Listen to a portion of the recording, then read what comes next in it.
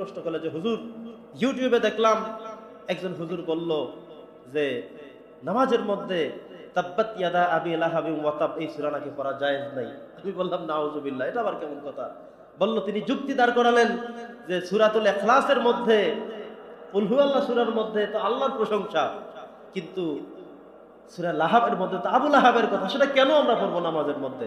আমি বললাম, তিনি কোনো আলেমই হতে পারেন না, এটা কোনো আলেমদের ভাষ্য হতে পারে না, নকল করা অটো পাস করা আলেম হতে পারে, ঠিক কিনা বলেন বন্ধুগণ আমার? এটা তো কখনোই হতে পারবে না। আল্লাহ বলছেন ফাকরাউ মা তায়াসসারা মিনাল কোরআন, পড়ো কোরআন থেকে, অন্য কোনো জায়গা থেকে না। নামাজের মধ্যে একটা কিতাব থেকে পড়া যাবে, সেই কিতাবের নাম কি? আল কোরআন, অন্য কোনো জায়গা থেকে না। আপনি হাদিস শরীফ থেকে, বুখারী শরীফ থেকে, মুসলিম শরীফ থেকে গুরুত্বপূর্ণ হাদিস আপনি তেলাওয়াত করে দিবেন, কোনো সুযোগ নাই, নামাজ হবে না। নামাজের মধ্যে যে তেলাওয়াত করতে হবে যেটা, সেটা হতে হবে সরাসরি কোরআন থেকে। ওই যে মাওলানা বা মৌলবী যিনি বলেছিলেন এ ধরনের কথা, না জেনে কথা, আন্দাজে কথা, আপনারা আল্লাহর হস্তে কোরআন হাদিস নিয়ে বলবেন না, নামাজ কালাম নিয়ে বলবেন না, অন্য কিছু নিয়ে বলেন, এই কথা বলার কোনো সুযোগ নেই। কারণ পুরো কোরআনের মধ্যেই কোন জায়গায় কাফেরের কথা আছে, মুশরিকের কথা আছে, মুনাফিকের কথা আছে, আবু জেহেলের চেয়ে আরো ভয়ঙ্কর কথা আছে, ফেরাউনের কথা আছে। তো তুমি শুধু খালি সূরা লাহাব চোখে দেখলা, আর কোন কোরআন জানো না তুমি? পুরো কোরআনের মধ্যেই তো যেখান থেকে পড়া শুরু করবেন ইমানদারের কথা আছে, মুনাফিকের কথা আছে, কাফেরের কথা আছে, আবু জেহেলের, আবু লাহাবের কথা আছে, কোরআন মাজিদের মধ্যে ফেরাউনের কথা আছে, ইমানদারদের সব কথা আছে। তো আল্লাহ তাআলার একটাই সিদ্ধান্ত, ফাকরাউ মা তায়াসসারা মিনাল কোরআন, তোমরা কোরআন থেকে পড়ো, যেখান থেকে তোমার সুযোগ হয়, যেখান থেকে তোমার সুবিধা হয়। বরং পারলে তুমি আবু লাহাবকেও এই সূরাটাকে বেশি বেশি পড়ো, কারণ আল্লাহ তাআলা কোরআনের মধ্যে দিয়ে দিয়েছেন, মানে হলো এটা কিয়ামত পর্যন্ত সমস্ত মানুষেরা এই লাহাব তেলাওয়াত করবে আর আবু লাহাবের ধ্বংস কামনা করবে, কারণ আমার রাসূলকে সবচেয়ে বেশি কষ্ট দিয়েছে। নাউযুবিল্লাহ। এজন্য আল্লাহ তাআলা একদম আয়াত সূরা করে দিয়েছেন, কেউ অন্য কারো নামে তো সূরা দেয়নি। আবু লাহাবের নামে সূরার নামই হলো সূরা লাহাব, শুরুই হয়েছে তাব্বাত ইয়াদা আবি লাহাব।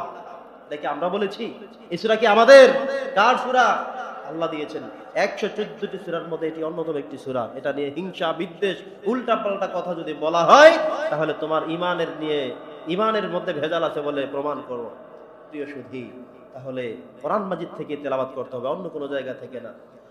নবী মুহাম্মদুর রাসূলুল্লাহ সাল্লাল্লাহু আলাইহি ওয়াসাল্লাম এবার মসজিদে আকসার ইমামতির জায়গায় দাঁড়িয়ে তিনি 2 রাকাত নামাজ আদায় করালেন, কোরআন থেকে তেলাওয়াত করলেন, আবেগ দিয়ে, হৃদয়ের সবটুকুন ভালোবাসা দিয়ে তেলাওয়াত করলেন। সমস্ত নবী রাসূলরা অবাক হয়ে গেল, এটা আবার কে? উনি কে? কি পরিচয় তার? কোন কিতাব থেকে বলল? জীবনে কখনো তো এমন কিতাব শুনি নাই, এমন আয়াত শুনি নাই, এমন কালাম শুনি নাই, এমন কথা শুনি নাই। কোত্থেকে এসেছে লোকটাকে? এবার জিবরাইল আলাইহিস সালাম নামাজ শেষ করার পরে আস্তে করে দাঁড়িয়ে গেলেন, বললেন কথা আছে, বসেন। সুবহানাল্লাহ, কথা আছে। আজকে যিনি ইমামতি করিয়েছেন উনি হলো আপনাদের বংশের মধ্যে সর্বশ্রেষ্ঠ মানুষ, বনি আদমের মধ্যে যিনি সবার থেকে সেরা, সবার থেকে শ্রেষ্ঠ, যিনি সবার শেষে এসেছেন, যার উপরে সর্বশ্রেষ্ঠ ফেরেশতা কিতাব নিয়ে গিয়েছেন, যার উপরে সর্বশ্রেষ্ঠ কিতাব আল কোরআন নাজিল হয়েছিল, তিনি নবী মুহাম্মদুর রাসূলুল্লাহ সাল্লাল্লাহু আলাইহি সাল্লাম। পড়েন সুবহানাল্লাহ। জিবরাইল আমিন বললেন, আল্লাহ তাআলার সিদ্ধান্ত হলো উনি হলেন আপনাদের সবার মধ্যে শ্রেষ্ঠ, উনি আপনাদের আজকে ইমামতি করেছেন, তিনি আপনাদেরও ইমাম, উনি আজকে হয়ে গেলেন ইমামুল মুরসালিন, সমস্ত রাসূলদের ইমাম তিনি, আপনারা কেউ না, বরং উনি আপনাদের সবাইকে নামাজ পড়িয়েছে। সিদ্ধান্তটি আমার না, সিদ্ধান্তটি স্বয়ং আল্লাহর। সিদ্ধান্ত কার? আল্লাহর সিদ্ধান্তে আজকে উনি নামাজ আদায় করিয়েছেন। আজকে থেকে আপনাদের সবার নেতা, আপনাদের ইমাম উনি, ওনার প্রতি শ্রদ্ধাবোধ জ্ঞাপন করুন। সুবহানাল্লাহ। প্রথম পর্যায়ে মেরাজের প্রথম সাথেই, প্রথম ধাক্কাতেই এসে তাকে সবচেয়ে সম্মানিত অ্যাড্রেস করে দিয়েছেন ফেরেশতাদের মধ্যে সর্বশ্রেষ্ঠ ফেরেশতা হযরত জিবরাইল আলাইহিস সালাম। পড়ছি আলহামদুলিল্লাহ। এত মর্যাদাপূর্ণ ব্যক্তি পৃথিবীর বুকে আর হতে পারে না। এবার নবীজি রওনা করলেন, মেরাজের দিকে রওনা করলেন। আল্লাহ তাআলার সিদ্ধান্ত ক্রমে তিনি রওনা করলেন। প্রথমে এসেছে একটি বরাক, তারপর একটি রফরফ, 2টি বাহরের সহযোগিতায় তিনি সরাসরি চলে গেলেন সিদরাতুল মুনতাহায়, যেখানে আল্লাহ তাআলার আরশে আজিম, সেখান পর্যন্ত পৌঁছে গিয়েছেন। বলি সুবহানাল্লাহ। আল্লাহর কাছাকাছি চলে গিয়েছেন। লাইলাতুল মিরাজ চলে আসছে এই সোমবার দিবাগত রাতে। আজকে কি বার? জুমাবার। তারপরের দিন শনিবার, তারপরে রবিবার, তারপরে সোমবার দিবাগত রাতে এই নবী করিম সাল্লাল্লাহু আলাইহি ওয়াসাল্লামের মেরাজের রজনী, গুরুত্বপূর্ণ রজনী।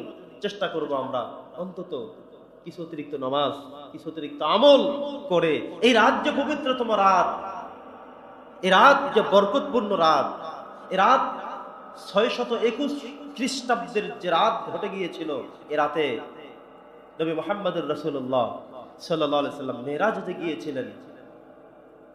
এর ইতিহাস যে সংরক্ষিত আছে কোরআনে, ইতিহাস সংরক্ষিত রয়েছে ইতিহাসের গ্রন্থগুলোর মধ্যে, হাদিসের মধ্যে, সেখান থেকে আমরা পেয়েছি। আমরা জানি, বুঝি, বিশ্বাস করি এ রাতটি বরকতপূর্ণ রাত।